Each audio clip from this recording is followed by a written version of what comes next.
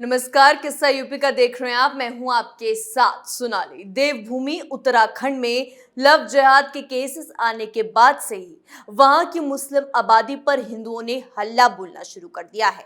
मुस्लिम व्यापारी दुकानदारों को अल्टीमेटम दे दिया गया है कि 15 जून तक जगह छोड़ने के लिए, जिसके बाद देश की सियासत भी गर्मा गई है। ओवैसी से लेकर बर्क और बर्क से लेकर मदनी तक सब इस पर अपने बयान देकर मुस्लिमों पर अत्याचार बता रहे हैं। वहीं ये मामला सुप्रीम कोर्ट भी पहुंच चुका है और कोर्ट से भी मुस्लिम आबादी को कोई राहत नहीं मिली। अब सवाल यह है कि लैंड जिहाद और लव जिहाद के खिलाफ जिस तरह उत्तराखंड के हिंदुओं ने मोर्चा खोल दिया है, क्या उत्तर प्रदेश में भी इसकी जरूरत है? क्योंकि दोनों ही यूपी के भी अहम मुद्दे हैं। तो आज किस्सा यूपी का में इसी पर चर्चा करेंगे।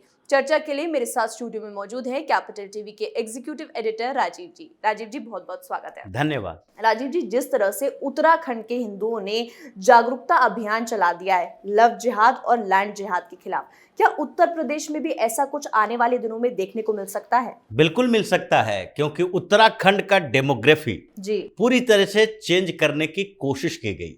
ये लव जिहाद और साथ ही जो लैंड जिहाद का मामला है जी जो अभी अभी सामने आया कि किस तरीके से ये लोग टारगेट करके कुछ क्षेत्रों में जहां पर मुस्लिम आबादी नहीं है वहां पर मुसलमान को प्लेस करने की कोशिश करते हैं और इसके लिए एक पूरी की पूरी टीम तैयार की जाती है, कॉन्स्पिरेसी बनाई जाती है और उसमें बड़े बड़े जो माफिया हैं वो भी इन्वॉल्व हैं। रियल एस्टेट के कारोबारी जो हैं मुस्लिम समुदाय में से वो भी इन्वॉल्व है और अंतरराष्ट्रीय स्तर पर जो फंडिंग होती है, पेट्रो डॉलर्स जो आ रहे हैं वो भी इस नेक्सस का एक हिस्सा है, जैसा कि उत्तराखंड में हुआ और जो पिछले 10 सालों में देखने को मिला है।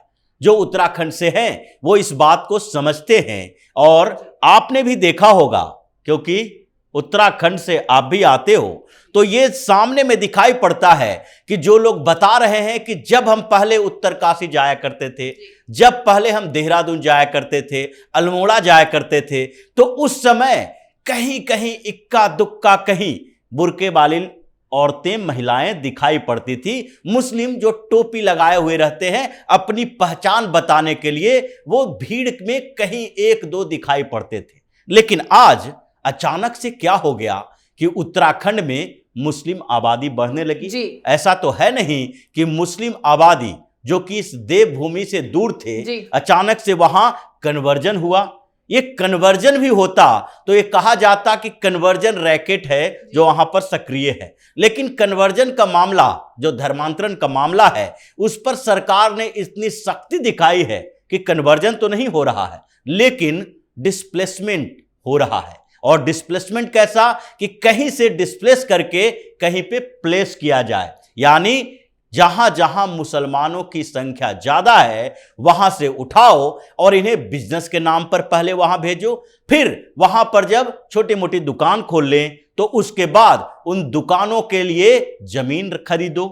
जमीन खरीदने के लिए भी पैसे इनको संगठनों से मिलते हैं और फिर वहां अपने इर्द गिर्द मुसलमानों को बसा लो और धीरे धीरे वहां का वोटर आईडी बनाओ, वहां के जो डोमिसाइल है वो लेने की कोशिश करो और फिर एक पूरा मोहल्ला बना लो जो मुसलमानों का है, जिसको हम देवभूमि कहते हैं। देवताओं की जगह है, जहां स्वर्गारोहणी है, जहां स्वर्ग जाने का रास्ता मिला था, जहां पर वेद व्यास की गुफा है जो महाभारत के लिखे थे, जहां हमारे संस्कृति और धर्म से जुड़े हुए एक एक पद चिन्ह मिलते हैं, उस जगह को भी तुमने अपवित्र करने की कोशिश की, तैयारी की है, तो हंगामा तो होगा। और इसलिए उत्तराखंड में जब सरकार थोड़ी कमजोर हो गई, क्योंकि डेमोक्रेसी में आपके पास सीमित साधन होते हैं, सीमित अधिकार होते हैं। क्योंकि भारत में हिंदू राष्ट्र तो घोषित नहीं किया गया, सेकुलर स्टेट बना के रखा गया और इतने नियम कानून कांग्रेस की सरकारों ने बनाए अल्पसंख्यकों की सुरक्षा के नाम पर कि कोई भी सरकार पूरी तरीके से इन लोगों के खिलाफ कार्रवाई नहीं कर सकती। और इसलिए जब उत्तराखंड में अवैध मजारों के खिलाफ कार्रवाई शुरू हुई तो उसके बाद इन लोगों ने एक नया ड्रामा शुरू कर दिया कि सरकार है जो धार्मिक हो गई है, जी। सरकार हिंदुओं के लिए काम कर रही है, लेकिन फिर भी सरकार की अपनी सीमा है, उस सीमा के दायरे में रहकर काम कर रही है। लेकिन जब दूसरी तरफ अपने धर्म संस्कृति की रक्षा के लिए इन लोगों ने, हिंदुओं ने महापंचायत बुलाई, तो तकलीफ किसे होना चाहिए? तुम जब तकरीर के नाम पर इकट्ठे होते हो हर शुक्रवार को, तो किसी को तकलीफ नहीं होती है, क्योंकि ये नमाज जो अदा करना है मस्जिद में जाकर हर शुक्रवार को, जुमे की नमाज, इसके पीछे का मकसद क्या है? क्योंकि इस्लाम में तो कहीं ये लिखा हुआ ही नहीं है कि नमाज पढ़ने के लिए सबको इकट्ठा होना है। तुम लोग तो कहीं भी बैठकर नमाज पढ़ लेते हो, कहीं भी सड़क पर, बस में, ट्रेन में, हवाई जहाज में ये प्रमाण मिलते हैं कि नमाज पढ़ने के लिए आप अपने लिए समय निकाल लेते हो। तो फिर इकट्ठा होने की जरूरत क्यों है? इकट्ठा होने की जरूरत सिर्फ एकता दिखाने के लिए है। इकट्ठा होने की जरूरत उस समय तकरीर सुनने के लिए है, जिन तकरीरों में बताया जाता है कि पूरी दुनिया में इस्लामिक ब्रदरहुड है, पूरी दुनिया इस्लामिक शासन के अंदर आना चाहिए। ये फिर एक देश की बात नहीं है, इस्लामिक भाईचारे की जो भावना पैदा की जाती है वो देश प्रेम के खिलाफ है। यानी कि जिसके अंदर इस्लामिक भावना है, जो कट्टर इस्लामिक है, जो कट्टर मुसलमान है, वो कभी भी हिंदुस्तानी नहीं हो सकता, देशभक्त नहीं हो सकता, क्योंकि इन्हें पाठ ही पढ़ाया जाता है इस बात के लिए कि तुम तो पूरी दुनिया के मुसलमानों के एक हिस्से के तौर पर हो,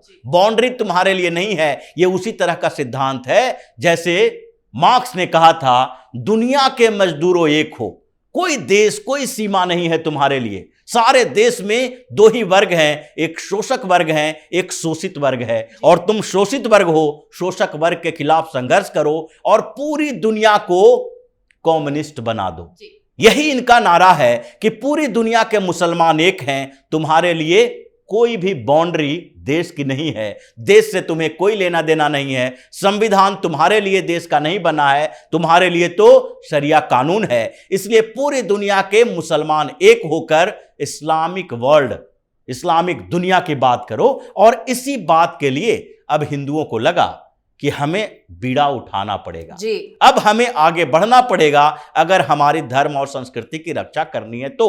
और इसलिए उत्तराखंड में यह अभियान की शुरुआत हुई है, क्योंकि देवभूमि को इनसे आजाद करना जरूरी है। और अब नंबर आता है उत्तर प्रदेश का, क्योंकि उत्तर प्रदेश और उत्तराखंड एक ही राज्य थे जो आज अलग हुए हैं। आज उत्तराखंड के ही जन्मे हुए हैं योगी आदित्यनाथ, जिनका देवभूमि से इतना बड़ा कनेक्शन है, जिसके कारण आज वो भगवाधारी भी बने हुए हैं।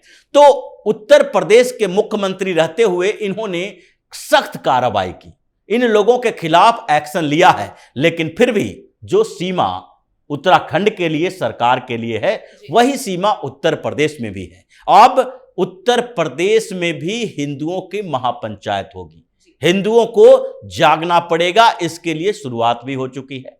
अब धीरे धीरे यहां पर जो अलग अलग पंचायत सरकार विरोधी या भाजपा विरोधी पंचायतों का आह्वान किया जाता है, उसके बदले अब हिंदुओं की पंचायत, महापंचायत बुलाने की कोशिश की जा रही है, और इसके लिए शुरुआत भी होना है जल्द ही। लेकिन राजीव जी, अभी से एआईएमआईएम और जमीयत उलेमा हिंद का रोना शुरू हो गया है। वर्ग का कहना है कि उत्तराखंड किसी के बाप का नहीं है। नहीं, वर्ग का कहना अपनी जगह है कि उत्तराखंड किसी के बाप का नहीं है, लेकिन यह तो तय है कि उसके बाप का नहीं है जी। उत्तराखंड, उत्तर प्रदेश या हिंदुस्तान उसके बाप का नहीं है, चाहे ओवैसी बोल ले या बर्क बोल ले, क्योंकि उत्तराखंड हो या पूरा हिंदुस्तान हो, ये हिंदुओं का बाप का है। तुम्हारे बाप को अगर मानना है कि ये हमारा देश है, तो तुम्हें ये मानना पड़ेगा कि तुमने पाकिस्तान के बंटवारे के समय तुम्हारे पूर्वजों ने किसका साथ दिया था। तुम्हें यह मानना पड़ेगा कि तुम हिंदुस्तान के हो और तुम हिंदू से ही कन्वर्ट होकर मुसलमान बने हो। तुम न अरबी हो, न तुर्क हो, न मंगोल हो, तुम हिंदुस्तानी हो। अगर इस बात को मानो कि तुम भी पहले हिंदू थे और तुम्हारी भी संस्कृति सनातन संस्कृति है, अरबी संस्कृति नहीं है, तुम ये मानने के लिए तैयार हो जाओ कि तुम काबा की तरफ रुख नहीं करोगे। तुम ये मानने के लिए तैयार हो जाओ कि तुम्हारा जो पूर्वज हिंदू था तो तुम नाम में, तुम पहचान में सनातनी दिखो, फिर किसी बात की तकलीफ नहीं है कि तुम यहां पर अरबी संस्कृति का प्रचार नहीं कर रहे बल्कि सनातन संस्कृति के साथ हो। लेकिन उत्तराखंड में जो शुरू हुआ है इन लोगों के लिए एक सबक है और यह सबक उत्तर प्रदेश में भी चलेगा। यह सबक उत्तर प्रदेश में शुरू होने वाला है और धीरे धीरे जो पूरे हिंदुस्तान के हिंदू जब जागृत हो रहे हैं तो हर जगह पर इनको बताया जाएगा कि तुम जिस अरबी संस्कृति के साथ हिंदुस्तान में रह रहे हो, अगर उसका त्याग नहीं किए तो यहां के 20 करोड़ मुसलमानों को अरब की तरफ ही जाना पड़ेगा। तुम जिस संस्कृति को यहां पर प्रोपेगेंडा फैला रहे हो उसी संस्कृति से जाकर जुड़ो और अगर यहां रहना है तो सनातन और हिंदुस्तानी संस्कृति को अपनाना पड़ेगा। तुम्हारा नाम तैमूर न हो, तुम्हारा नाम सलमान न हो, सैफुद्दीन न हो, क्योंकि हिंदुस्तानी सनातन संस्कृति में अगर 50, 200, 300, 500 साल पहले की भी बात की जाए तो यहां पर इस्लामिक आक्रमण से पहले, मुसलमानों के आक्रमण से पहले ऐसे नाम का प्रचलन नहीं था, ऐसी पहचान नहीं थी। या मतलब अगर तुम चाहते हो कि हिंदुस्तान में सामान्य तरीके से नागरिक बन के रहें, हिंदुस्तान के साथ जुड़ के रहें, तो तुम्हें विदेशी संस्कृति को त्यागना पड़ेगा। कोई भी क्रिश्चियन जो यूरोप का है, अमेरिका का है, यहां आकर अगर यूरोपीय और अमेरिकन कल्चर के साथ रहेगा तो उसे भी बर्दाश्त नहीं किया जाएगा। संस्कृति और धर्म इन दोनों के साथ किसी भी तरीके से न तो समझौता किया जा सकता है और न ही इसके लिए कोई माफी होती है। सिर्फ और सिर्फ जरूरत इस बात की है कि हिंदुओं को जागना पड़ेगा। और जो उत्तराखंड में अभियान चला है वो तो इस बात की शुरुआत है कि अब हिंदू जाग रहा है और अपने अधिकारों के लिए खुद लड़ना सीख गया है। किसी भी सरकार की, किसी भी पार्टी की जरूरत इसे नहीं है। जिस पार्टी को, जिस सरकार को समर्थन देना है वो हिंदुओं को समर्थन दे, जिसे नहीं देना है तो हिंदू खुद भी काफी हैं इन लोगों से लड़ने के लिए।